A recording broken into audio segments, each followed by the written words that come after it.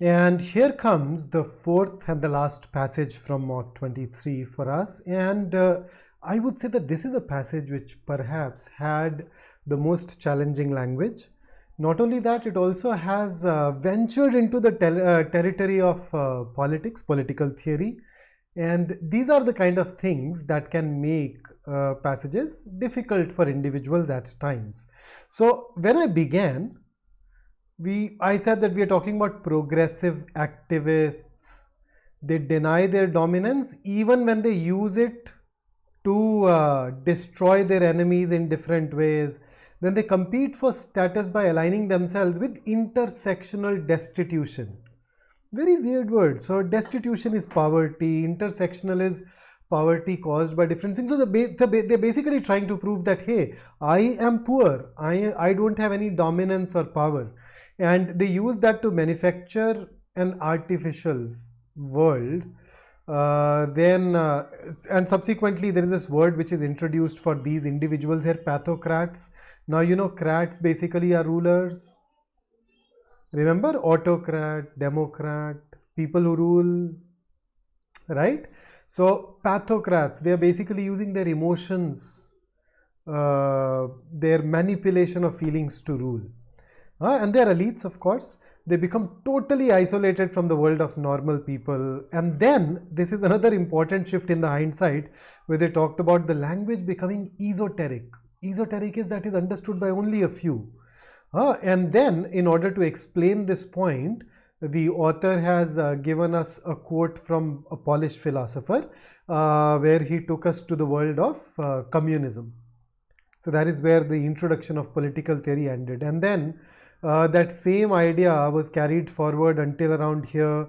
And then the mystique of this language cements the separation of ideology from reality and pathological elites from the normal man. So it's something that separates those pathocrats from the normal man, and it is something that allows them to live in their fantasy world. And somehow this also eventually leads to the silence of the common people.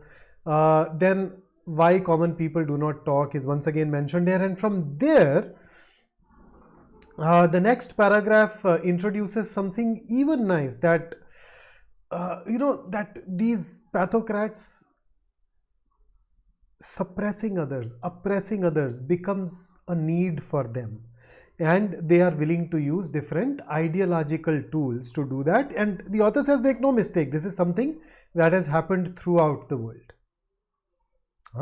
So ideology is used to conceal the sadistic desires of the libertines to legitimate the raw exercise of power. So the last four paragraphs basically carry more or less that same idea. And the very first question asks us for the main idea. So if you look at the main idea, it talks about progressive activists banding together using esoteric language and dominating others. And they become detached from the reality. So when I look at A gives me they're prone to contradictions, disconnection from reality. Yes, it does not give me the last four paragraphs. To that extent, I'll say it is narrow. Let's look at B. Dominant elites derive pleasure from subduing progressive. This is contradicting the passage. In fact, the progressive activists are not being subdued. They are the ones who are subduing others. And who are they subduing? The normal people and not dominant elites. So this is introducing something external and something contradictory. So B is definitely ruled out. Western ideologies are inherently flawed. It's not about Western ideology. It is about progressive activists. And the Western political system has a sadistic nature. No, it's not the system that has a sadistic nature.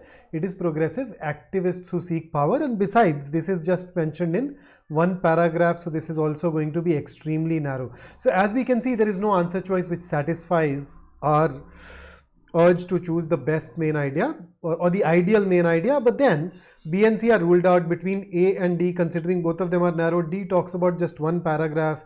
A at least talks about the initial 4-5 paragraphs, and that makes A better answer choice than D. So for 13th, we should choose option A. Here is question number 14. Which of the following assumptions is the most crucial for the arguments presented in the passage? Now these questions can get tricky because when you go to an answer choice, you think of, hey, is there an argument, is there a conclusion presented in the passage which is getting supported by this answer choice? And if yes, then is this something that presents something new that has not already been stated but is essential for the argument, right? So let's start with A. Dominant elites always strive to communicate clearly and concisely. Number one, we are talking about progressive elites in the passage, not dominant elites. But even if that were to be true, to say that they always strive to communicate clearly and concisely will contradict. It is going to weaken what the author has mentioned. An assumption is supposed to strengthen. So A can be ruled out. No, assumption, remember, is an unstated premise, an unstated reason. B, the normal man is incapable of understanding complex language. See, no such claim has been made in the passage about their incapability. So it is irrelevant to the arguments presented. C, ideologies are used solely to promote genuine beliefs and values. This once again weakens it because they're not promoting genuine beliefs. They are in fact promoting a lust for power and a sadistic nature. D, the use of complex language is an intentional strategy to maintain power. Oh, progressive elites eventually use that to band together and oppress others. Pathocrats, they do that.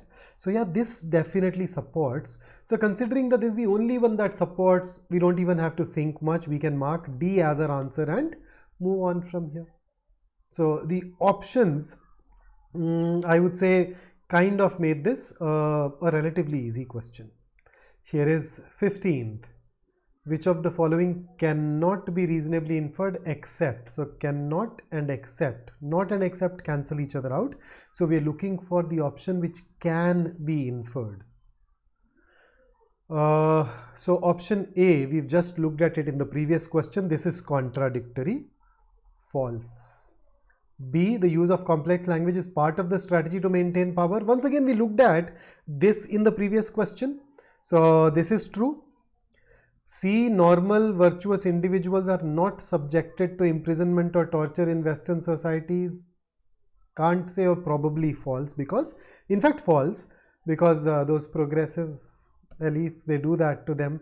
Complex language in the passage mirrors the complexities of ideologies discussed. No such connection has been made in the passage, so can't say, cannot be determined, and therefore since B is the only one that is true, we should choose B as our answer to question number 15.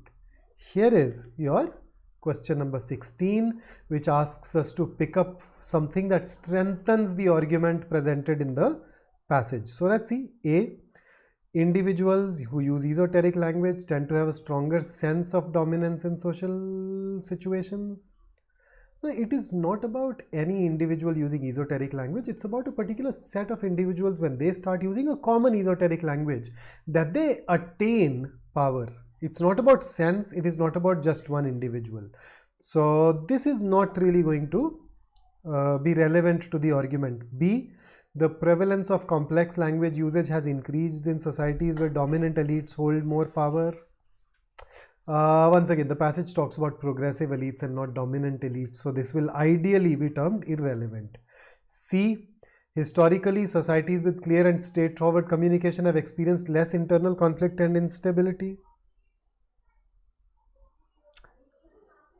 Is the passage talking about the role of communication with internal conflict and instability? No, it is about progressive elites and their approach, so this is once again irrelevant. D, psychological research has revealed a link between the use of complex language and the sense of superiority and entitlement among individuals. Now this is definitely true because individuals are using complex language to assert themselves, right? It is associated with a sense of superiority and entitlement. So those progressive elites, they're having pleasure from imposing their beliefs because of that. So this, if true, definitely supports that part and should therefore be our answer. So for question number 16, D it is, and that takes care of our passage.